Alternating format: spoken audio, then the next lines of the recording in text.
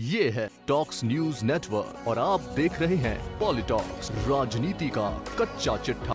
इन दिनों महाराष्ट्र की सियासत में सरकारी एजेंसियों के इस्तेमाल को लेकर सियासत गरमाई हुई है। शिवसेना नेता बीजेपी पर आरोप लगाते नहीं थकते, तो वहीं बीजेपी नेता भी पलटवार में देरी नहीं लगाती। हाल ही में शिवसेना नेता संजय राउत ने बीजेपी नेता किरीट सोमैया पर भ्रष्टाचार के गंभीर आरोप लगाए थे। संजय राउत द्वारा लगाए गए आरोपों पर पलटवार करते हुए बीजेपी नेता देवेंद्र फडणवीस ने पलटवार करते हुए कहा कि किरीट के खिलाफ कोई सबूत नहीं पेश कर पाई है। ऐसे में ये सब आरोप केवल आरोप मात्र हैं। देवेंद्र फडणवीस का तो सवाल खड़ा करना था और शिवसेना नेता देरी न लगाते हुए किरीट सोमैया पर वित्तीय गड़बड़ी का आरोप लगा दिया।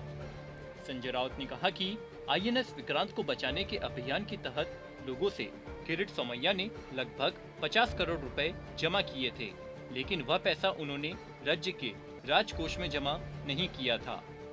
बता दें, बुधवार को महाराष्ट्र के पूर्व मुख्यमंत्री देवेंद्र फडणवीस ने संजय राउत पर निशाना साधते हुए कहा था कि संजय राउत ने अब तक किरीट सोमैया के खिलाफ कोई सबूत नहीं दिया है।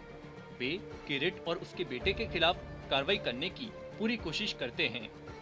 जब वे हमारे नेताओं के आवास पर अधिकारियों को भेजते हैं, भले ही उनकी कोई गलती न हो, हम कहते हैं कि हम अदालत जाएंगे क्योंकि हमें इस पर भरोसा है। लेकिन जब ईडी सबूतों के आधार पर कार्रवाई करता है तो वे बुरे होते हैं। मुझे लगता है कि उन्हें इन सब के लिए सफाई देनी चाहिए। देवेंद्र फडणवीस द्वारा उठाए गए सवालों का पलटवार करते हुए संजय राउत ने राष्ट्रीय राजधानी में एक संवाददाता सम्मेलन को संबोधित करते हुए सबूत होने का दावा किया। संजय राउत ने बुधवार को किरीट सोमैया पर वित्तीय गड़बड़ी का आरोप लगाते हुए कहा कि किरीट सोमैया ने आईएनएस विक्रांत को बचाने के अभियान के तहत लोगों से लगभग 50 करोड़ रुपए जमा किए थे, लेकिन वह पैसा उन्होंने राज्य के राजकोष में जमा नहीं किया था।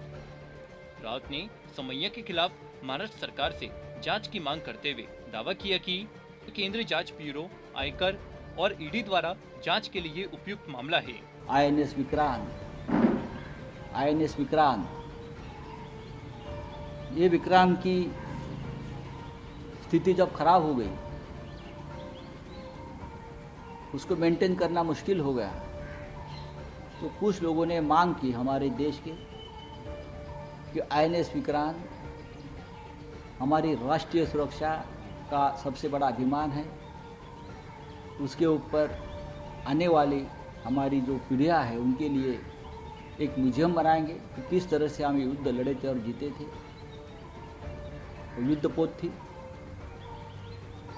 तो लेकिन 200 करोड़ के आसपास उसके लिए जो फंड चाहिए था वो सरकार या केंद्र सरकार दे नहीं सकी। किरीट सोमैया ने एक मूवमेंट चलाया कि अगर सरकार के पास पैसा नहीं है, सरकार भिखारी है, तो आईएनएस विक्रांत के लिए बचाने के लिए जितना भी पैसा चाहिए वो मैं इकट्ठा करके दूंगा। 200 करोड़ 300 करोड़ के आंकड़े बड़े बड़े लेते थे। संजय राउत ने सोमैया पर आरोप लगाते हुए कहा कि उसने महाराष्ट्र की और देश की जनता को आह्वान किया और पूरे महाराष्ट्र में और महाराष्ट्र के बाहर भी अपने वॉलंटियर्स के साथ सेव विक्रांत के टी शर्ट्स और जर्सी डालकर मुंबई के एयरपोर्ट्स, मुंबई के सभी रेलवे स्टेशन, मुंबई के सभी इलाके, वहाँ एक मूवमेंट चलाया पैसा इकट्ठा करने का।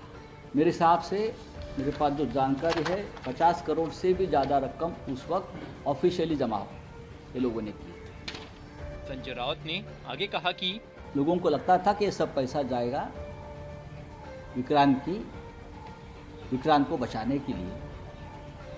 मिस्टर सोमैया ने उस वक्त सभी अखबारों में कहा था कि ये पैसा हम जमा करेंगे और ये पैसा हम राजभवन के अकाउंट में उसका एक स्वतंत्र एक अकाउंट खोलकर जमा करेंगे, क्योंकि ये केंद्र सरकार से जुड़ा हुआ विषय था। लेकिन बहुत सालों से लोग ये पूछ रहे हैं कि विक्रांत का क्या हो गया, विक्रांत आखिर भंगार में क्यों चली गई। उस स्क्रैप में पैसा तो आपने इकट्ठा किया है, तो कुछ लोग कोशिश कर रहे थे उस पैसे के बारे में खोजने की। तो राजभवन जो है महाराष्ट्र का, राजभवन से अब जो हमें सूचना मिली है उसमें कहा है कि विक्रांत के लिए जो राशि जमा की गई थी, ऐसी कोई राशि इस कार्यालय में अब तक जमा नहीं की गई है। अगर ये राजभवन जो अभी आपके कब्जे में है, बीजेपी का हेडक्वार्टर बन गया है महाराष्ट्र का, वहाँ के अवर सचिव जी का ये लेटर है, अगर ये पैसा वहाँ जमा नहीं हुआ है तो ये पैसा कहाँ गया? पॉलिटॉक्स ब्यूरो, महाराष्ट्र। ये है टॉक्स न्यूज नेटवर्क और आप देख रहे हैं पॉलिटॉक्स, राजनीति का कच्चा चिट्ठा।